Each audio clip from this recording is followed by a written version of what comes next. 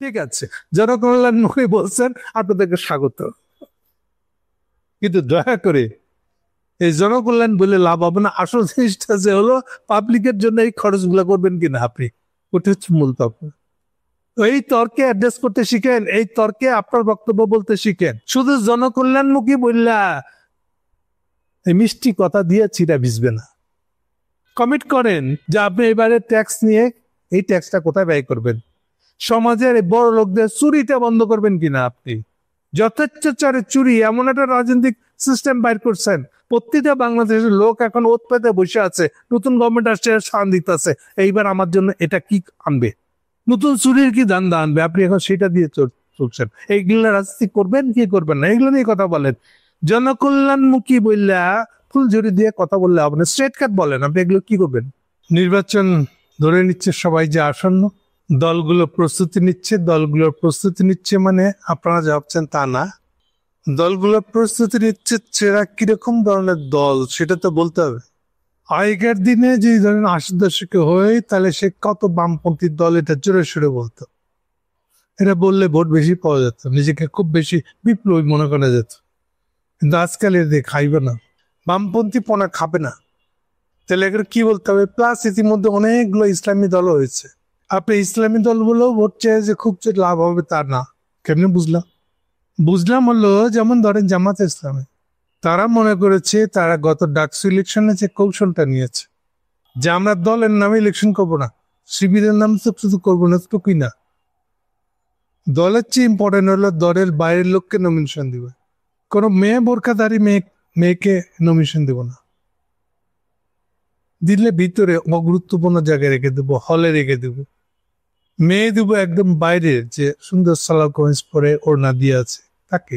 মানে তারা স্বীকার করে নিচ্ছে যে অ্যাকচুয়াল পর্দার ড্রেসটা, পর্দার যে ব্যাপক গ্রহণযোগ্য যেই স্টাইলটা, যেই ধরনটা, সেটা ওই যে নাক চোখ খুলে রাখা, ওটা না। আসলে এটা তারা স্বীকার করে নিচ্ছে, ওই জায়গায় সরে এসে তারা এমন মেয়েদেরকে নমিনেশন দিচ্ছে এবং তারা জয়লাভ করেছে। এবং তারা তো ছাত্রী সংস্থা করেও না, তাও নমিনেশন দিচ্ছে। অর্থাৎ যা তাদের দলের বক্তব্য সেইটাই তারা সেই অনুযায়ী সে ভোটে দাঁড়াচ্ছে না, ভোটে দাঁড়ানোর সময় সে নিজেকে বদলাচ্ছে। ফলে আগে আমি ইসলামী দল করি, কোরআনের আইন চাই, এই এক্সট্রিম এই কথাগুলো থেকে সরে আসতেছে। অনেকে মনে দুঃখ হবে যে বাবা আমি তো একটু কোরআনের আইন চাই, ইসলাম সবচেয়ে ভালো, এই কথাটা কি বলতে পারবো না? তাদের জন্য পরিষ্কার করে বলে দিয়ে, আপনি বলতে পারবেন না তা না, অবশ্যই বলতে পারবেন, কিন্তু কিভাবে বলবেন। আমি বহুবার বলেছি যে এখনকার দিনে, কবে থেকে, এখনকার মানে কবে থেকে, 80 সাল থেকে যদি ধরেন রাফলি, এরপর থেকে দুনিয়ায় কোনো জিনিস আর লোকাল নাই, স্থানীয় না। এটা শুধু বাংলাদেশের রাজনীতি না, এরকম কোনো রাজনৈতিক বয়ান, রাজনৈতিক কোনো আদর্শ, রাজনৈতিক কোনো বক্তব্য এরকম বলে কিছু নাই। যা লোকাল তাই আন্তর্জাতিক, তাই গ্লোবাল। লোকাল আর গ্লোবাল, গ্লোবালটাই লোকাল একবারে সমর্থক হয়ে আছে। গ্লোবালে যা আছে তাই লোকালি আপনাকে বলতে হবে, যদি না বলেন বাদ পড়ে যাবেন। এটা হচ্ছে মূল সূত্র, 1 নম্বর সূত্র। তাহলে আপনাকে ইসলামের কথাও যদি বলতে হয় গ্লোবাল ল্যাঙ্গুয়েজে বলতে হবে, এর হচ্ছে সূত্র। মুরত থাকলে বলবেন, আর যদি মুরত না থাকে তাহলে যে সুশ্রী দিয়ে বলবেন যে কোরআনের আইন চাই। লোকাল লোক খুশি হবে, হঠাৎ তার মনে খেয়াল হবে আচ্ছা এরকম পেট, আমি তো একটা রক্তের মানুষ, আমার তো একটা পেট আছে, এইটা যা দিয়ে ভরে আমাকে তো সেই অনুযায়ী কথা বলতে হবে, এটাও তো একটা দিক। এগুলো তার মাথায় আসবে, এটা স্বাভাবিক। What ever the reason is, ভিতরে যেটা যে কারণে হোক না কেন, শেষ পর্যন্ত কমিউনিস্টরা যেমন বলা বন্ধ করেছে যে সে বামপন্থী দল, বামপন্থীকেই যেন ভোট দেওয়া হয়, এটা যেমন কমে গেছে, ধুমিল ঝিল্লা গেছে, ঠিক একই রকম ভাবে ইসলাম দলগুলো জুড়ে গেছে। একটা নতুন টার্মোলজি আসে, টার্মোলজিটার নাম হলো ওয়েলফেয়ার স্টেট। ওয়েলফেয়ার, জনকল্যাণের রাজনীতি। মজার কথা হলো এই জনকল্যাণের রাজনীতি যেমন ইসলামী দলগুলো বলতেছে না, ইসলামী দল বলতে আমি বুঝাচ্ছি যেসব ইসলামী দল ইলেকশন করে আগায়, যারা নির্বাচন কমিশনের ভিতর দিয়ে ক্ষমতায় কথা চিন্তা করে তাদের কথা বলছি। যারা সশস্ত্রভাবে ক্ষমতায় যেতে চায় তাদের কথা বলছি না আমি এখানে। এই পুরো আলোচনাটা তাদের মধ্যে সীমাবদ্ধ, যারা সংসদীয় নির্বাচন মানে নির্বাচনের মাধ্যমে যারা রাজনীতি করতে চায়। আসলে এটা আরো সোজা মানে হলো যে যারা রিপাবলিক শতকটা মেনে নিচ্ছে, একটা রিপাবলিক রাষ্ট্র মেনে নিয়েছে, মেনে নিয়ে এবার ইসলামী রাজনীতি করতে চায়, তাদের কথা বলছে আমি। তো তারা বলা শুরু করেছে ইদানিং যে আমরা ওয়েলফেয়ার স্টেট চাই, জনকল্যাণমূলক রাষ্ট্র চাই। তামসার কথা হলো সেম বিষয়, সেম ল্যাঙ্গুয়েজে কথা বলতেছে বামপন্থীরা। যেমন ধরেন যদি মাহমুদুর রহমান মান্নাকে জিজ্ঞেস করেন আপনি কেমন ধরনের রাষ্ট্র চান, মনে রাখতে হবে মাহমুদুর রহমান মান্না ৭৯-৮০ দশকে ডাকসু কেন, তারও আগে উনি চাকসু ইলেকশন করে আসছেন ছাত্র সংসদের, সেই নেতা হলেন উনি। তিনি অবলীলায় বলবেন যে জনকল্যাণমূলক অর্থাৎ ওয়েলফেয়ার স্টেট চাই। অ্যাকচুয়ালি তাহলে কি সব ঠিক হয়ে গেছে? বামপন্থী ডানপন্থী বাদ, এটা মনের মধ্যে থাকবে আর বাইরে বলবো ওয়েলফেয়ার স্টেট চাই, এরকম মনের ভিতরে কোরআন ভিত্তিক শাসন চাই থাকবে আর বাইরে বলবো জনকল্যাণ, তাহলে কি সব সমাধান হয়ে যাবে? উত্তর হলো যে হবে না। এখন এই ওয়েলফেয়ার স্টেট কোরআন ভিত্তিক বা বামপন্থী এগুলো সব সরা রাখি, এগুলো কোনোদিনই রাজনীতি ছিল না আসলে, না বামপন্থী ডানপন্থী এই শব্দটাও সঠিক ছিল, না কোরআন শরীফ ছিল।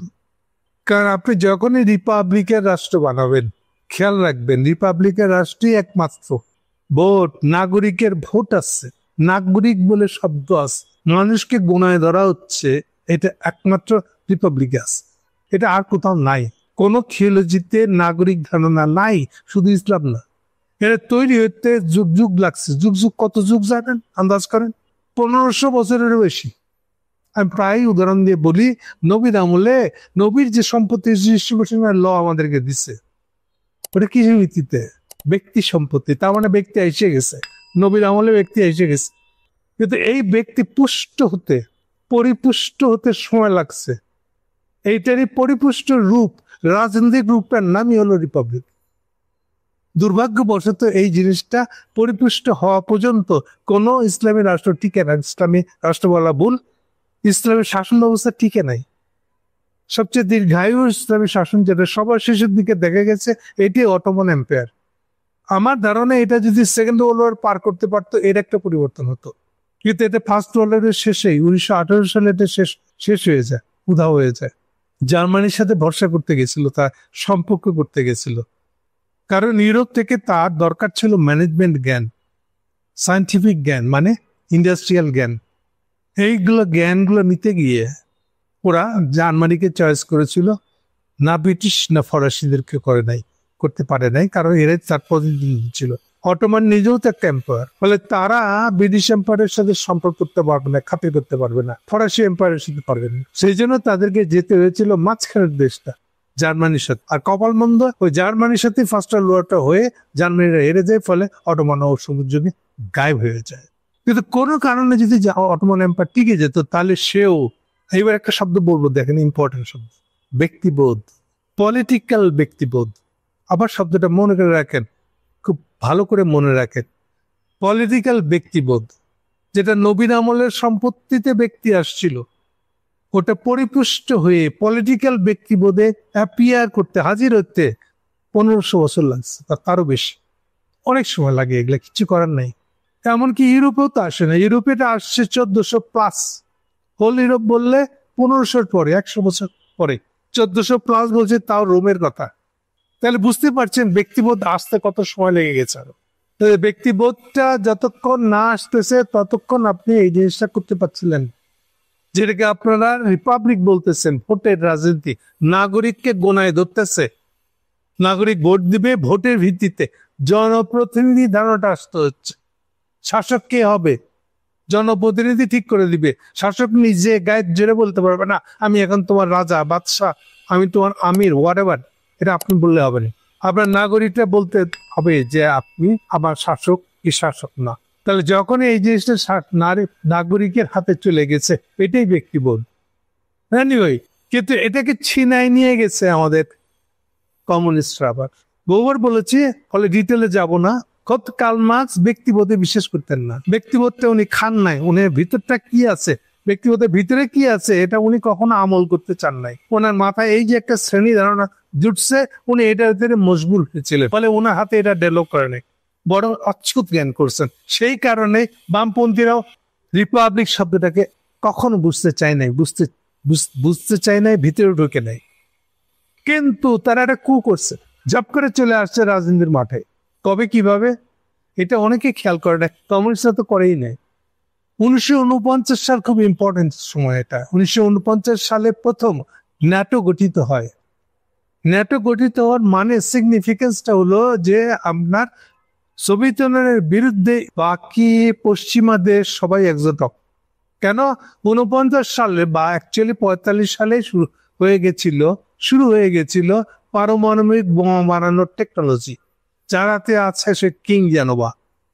42 সালে শুরু হয়েছে পারমাণবিক বোমার পরীক্ষা নিরীক্ষা জাপানের উপরে।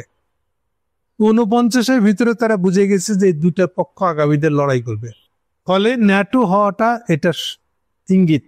ন্যাটো হওয়ার পরে এইবার তখন স্টালিন বেঁচে উনি যে ফর্মুলাটা দিয়েছেন যে আমাদেরকেও কম্পিটিটর হিসাবে, কার কম্পিটিটর, ততদিনে রিপাবলিক শুরু হয়ে গেছে। কেন 45-এ সেকেন্ড ওয়ার্ল্ডের শেষে সব রাষ্ট্র আমাদের মতন রাষ্ট্রগুলো স্বাধীন হওয়া শুরু করছে। স্বাধীন হলে এলে এখন কোন দিকে যাবে, কোন রাজনীতিতে যাবে, এই প্রশ্ন এসছে। ন্যাচারালি যেহেতু তারা ব্রিটিশ বা ফরাসিদের আন্ডারে ছিল, ওরা রিপাবলিকের দিকে চলে যাচ্ছে। এখন এইটাকে মোড় ঘুরাবে কেমন করে, সেই চেষ্টাই করেছে স্টালিনের সমাজতন্ত্রী বা সোভিয়েত ইউনিয়ন। তারা এবার প্যারালালি আগাইছে তাদের ইডিওলজিটা। দেখেন, অরিজিনালি তারা রিপাবলিকের কেউ না, জনগণ ধারণা তাদের নয়, অথচ তারা ভান করছে তারা জনগণের ধারণা, তারা জনগণের লোক। এই বলে জাতি শব্দটাকে তাদের মতন করে জাতীয়তাবাদ, সমাজতন্ত্র, এই যে দেখেন ইন্দিরা গান্ধী যে 4টা নীতি আমাদের উপরে চাপা দিয়েছে কনস্টিটিউশন ভিতরে, এই 4টা নীতি ভুয়া বক্তব্যগুলা এলা কমিউনিস্টদের বক্তব্য। ফলে ওরাও একটা প্যারালাল বক্তব্য নিয়ে এসে গেছে। এখান থেকে শুরু হয়েছে আমরা বামপন্থী। ওরা কারা? ওরা হলো সাম্রাজ্যবাদী, ওরা ডানপন্থী। এই বামপন্থী ডানপন্থী বলে ধারণা। এখন কি হয়েছে, এখন বামপন্থীরা বুঝতে পারছে যে এগুলো ভুয়া, এই কথার কোনো মানে হয় না। প্রথম কথা হলো, যে লোকটা কাউকে ডানপন্থী বলে বুঝতে হবে সে নিজেকে বামপন্থী বলে। তো ডানপন্থী বামপন্থী তো মূলত রিপাবলিক ধারণার কেউই লাগে না, কোনো সম্পর্ক নাই, না খালা না বাবা না মামা তো ভাই না খালা তো ভাই, কেউ লাগে না। বামপন্থী ডানপন্থীরা কিভাবে রিপাবলিক ধারণার মধ্যে ঢুকছে? অথচ ভানের মধ্যে তারা আছে, যারা তারাও যেন বা ভোট মানে, তারাও যেন রিপাবলিক মানে, তারাও যেন বা নাগরিক মানে, তারাও যেন নাগরিক অধিকার। এই যে অধিকার শব্দটা কমিউনিস্ট ডিকশনারিতে নাই, এই বামপন্থী আলাদা ডিকশনারিতে নাই অধিকার শব্দটা। অথচ তারা ভান ভনিতা দিয়ে ঢুকে গেছে এটার ভিতরে। কিন্তু তবু দেখেন, এটার একছত্র ভাবে স্ট্রংলি ধরে দাঁড়াইছিল যে দেশটা, সেটা হলো আমেরিকা। আমেরিকাতে এই জন্য ডানপন্থী বামপন্থী নাই। এই ডানপন্থী বামপন্থী বয়ানগুলো আপনি ইউরোপে পাইবেন, বিশেষ করে ইংল্যান্ডে। এই শয়তানগুলো আসলে স্টালিনিস্ট। এখানকার কমিউনিস্ট গুলা বেসিক্যালি স্টালিনিস্ট, গাধা কমিউনিস্ট। তারাই বামপন্থীর ডানপন্থী, অমুক ডানপন্থী। আচ্ছা, বামপন্থীর ডানপন্থী না, আমরা সেন্টারিস্ট। আর একটা সেন্টারিস্ট ধারণা চালু হয়েছে। এইসব ফালতু বকওয়াজ গুলা তারা আসলে কি পরিষ্কার করে বলবে না, বলতে জানে না, জানেই না যে ভোট জিনিসটা করতে আসলো। ভোট মানে জনপ্রতিনিধি, এটারই অরিজিন শব্দটা হলো রিপাবলিক। জনগণের শাসন দিবেন কি দিবেন না। এখন জনগণের শাসন মূল কথাটা না বললে সেইখান থেকে পিছলায় আপনি চলে যাচ্ছেন জনকল্যাণ রাষ্ট্র। বগাস কোনো অর্থ হয় না। এখান থেকে দেখেন আমেরিকান অরিজিনাল ভাবটা যথেষ্ট সুন্দর, মানে সুন্দর এই অর্থে যারা পরিষ্কার বোঝা যায়। আপনি মানেন না মানেন সেটা অন্য কথা, কিন্তু তাদের কথাটা পরিষ্কার বোঝা যায়। তারা কি বলে, শব্দ দুইটা আছে, আপনি কনজারভেটিভ মানে রক্ষণশীল, নাকি আপনি লিবারেল। লিবারেল মানে আবার আপনারা কমিউনিস্টদের পাল্লায় পড়ে লিবারেল ধারণা বুঝবেন না। কিন্তু কমিউনিস্টদের লিবারেল ধারণা আর আমেরিকান লিবারেল ধারণা এক না। কোথায় ফারাক? ফারাকটা হলো, আমেরিকান লিবারেল বলতে বুঝায় যে কনজারভেটিভ না। কনজারভেটিভ মানে আমেরিকাতেও কনজারভেটিভের সুনির্দিষ্ট মানে আছে। কনজারভেটিভ কথাটা একদম অরিজিনাল মানে, রুট মানে হলো যে আপনি সরকারে গেলে ট্যাক্স ধরবেন কিনা, ব্যবসায়ীদের উপরে বড় ট্যাক্স ধরবেন কিনা। যদি ধরেন তাহলে আপনি লিবারেল, আপনি কনজারভেটিভ না। আপনি ব্যবসায়ীদের উপরে ট্যাক্স কম ধরবেন বা না ধরবেন, তাহলে আপনি কনজারভেটিভ। তাদের আর্গুমেন্ট হচ্ছে আমি কেন, আচ্ছা উল্টাটা আসেন, যারা ট্যাক্স ধরতে চায় ট্যাক্স নিয়ে কি করবে? তারা বলছে যে এবার ট্যাক্স ধরে আমরা গরিব মানুষ, স্বল্প আয়ের মানুষের উপরে মানুষদেরকে আমি হেলথ এবং এডুকেশন এই দুটোকে হেল্প দিয়ে করবো, ভর্তুকিতে দিব, এডুকেশন ফ্রি করে দেব, হসপিটালের স্বাস্থ্য ব্যবস্থা চিকিৎসা ফ্রি করবো যতটা সম্ভব, পারলে পুরাটাই। হোল ইউরোপে দেখেন এখন হেলথ ফ্রি, টোটাল স্থানীয় নাগরিকের জন্য, নিজের নাগরিকের জন্য হেলথ ফ্রি। কালক্রমে তারা মেনে নিচ্ছে হেলথ ফ্রি, এডুকেশন ফ্রি, তাতে আপনি আপনার শাসক যাই হোক না কেন। কিন্তু অরিজিনালি কনজারভেটিভদের ধারণা হলো যে না, ট্যাক্সের টাকা দিয়ে গরিব মানুষকে দেওয়া যাবে না। কিন্তু যদি মার্কসের জায়গা থেকে দেখেন, কার্ল মার্কসের জায়গা থেকে, তার সাপ্রাস ভ্যালু থিওরি অনুযায়ী আসলেই তো সে শ্রম চুরি করে নিয়ে গেছে, সে তো শোষক, মালিক তো শোষক। সে যে আয় করেছে সেই ভ্যালুটা তাকে মূল্য, সেই শ্রমের মূল্যটা তারা ফেরত দেয় নাই। ওই বাড়তি মূল্যের ধারণা কার্ল মার্কসের ধারণা সঠিক, কিন্তু কার্ল মার্কসের ধারণা বিপদটা হলো, বিপদ না ভুলটা বললো, এইটা কি করে এস্টাবলিশ করা যাবে সেরকম কোন অর্থনৈতিক ধারণা বাস্তবে কি করে প্রয়োগ করা যাবে, বাস্তবায়ন করা যাবে কি করে, এই প্রসঙ্গে কার্ল মার্কসের কোনো ধারণা নাই। কারণ উনি বাস্তবে করে দেখানোর মতো সময়ে সুযোগে পান নাই, তার আগে মারা গেছে। এই জিনিসটা আজও হয় না।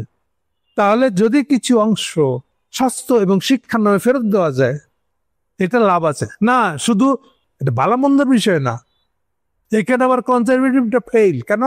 কনজারভেটিভটা এই যে ট্যাক্স নিব না, আমি জনগণকে স্বাস্থ্য শিক্ষা দিব না, ওরা নিজের যা আয় দিতেছি ওটা দিয়ে কষ্ট মষ্ট করে চলবে, না হলে না চলবে না, এই ধারণাটা ভালো হয় নাই। আবার কেন এই ধারণাটাও কনজারভেটিভদের পক্ষে যায় নাই? কেন?